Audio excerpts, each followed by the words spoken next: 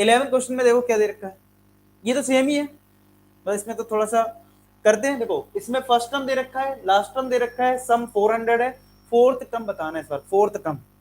करो ट्राई सब लोग, सारे बच्चे ट्राई करो इस क्वेश्चन को, कि अगर सम गिवन है कितना 400, तो अगर आपको फर्स्ट टर्म और लास्ट टर्म दे रखा है तो सम का फॉर्मूला क्या होता है, n/2 a+l, यस और नो, ये लगाते हैं फॉर्मूला। अगर आपको सम गिवन है तो सम का फॉर्मूला होता है n/2 ब्रैकेट में a प्लस का l। तो n/2 ब्रैकेट में a प्लस l, तो n पता कर लें, n पता कर लेते हैं यहां से, ठीक है।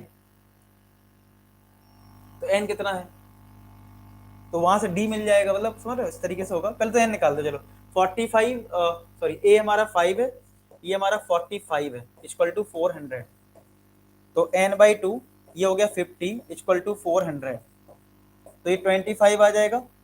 डिवाइड करेंगे तो 25 अट्ठे 200 होते हैं, ये 400 यानी 16 हो जाएगा।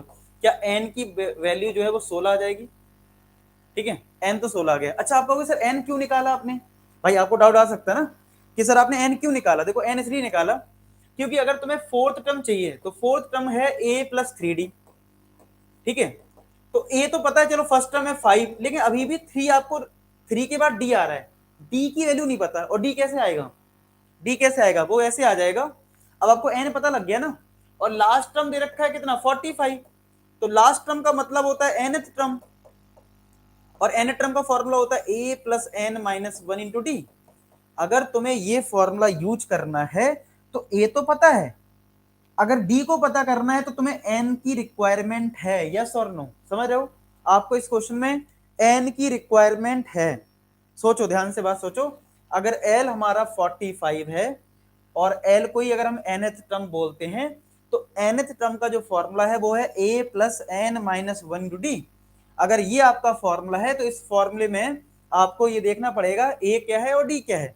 तो यहाँ पे प्रॉब्लम ये है कि हमें d पता नहीं है और हमें n भी पता नहीं है, तो इसलिए पहले n निकाल लिया, इसलिए पहले n हमने फाइंड आउट कर लिया, ठीक है।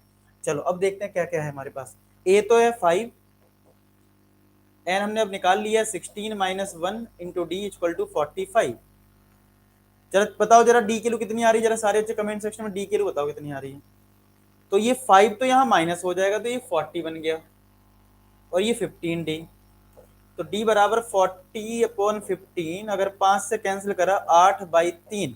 क्या डिफरेंस 8/3 आ रहा है, क्या डिफरेंस 8/3 आ रहा है, जरा कमेंट सेक्शन बता दीजिए। तो यहाँ पे अगर डिफरेंस को 8/3 पुट करेंगे, 3 से 3 कट गया, 8 + 5, तो क्या आंसर 13 है। ए पार्ट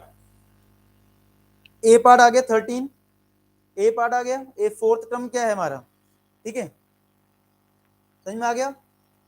और यहाँ पे रिंकू शर्मा ने आंसर बताया है डी का कि 8/3 है डी। तो फाइनली हमारा जो फोर्थ टर्म है वो 13 होगा, फोर्थ टर्म जो है वो कितना हो जाएगा 13 हो जाएगा, ठीक है। काफी अच्छे ने आंसर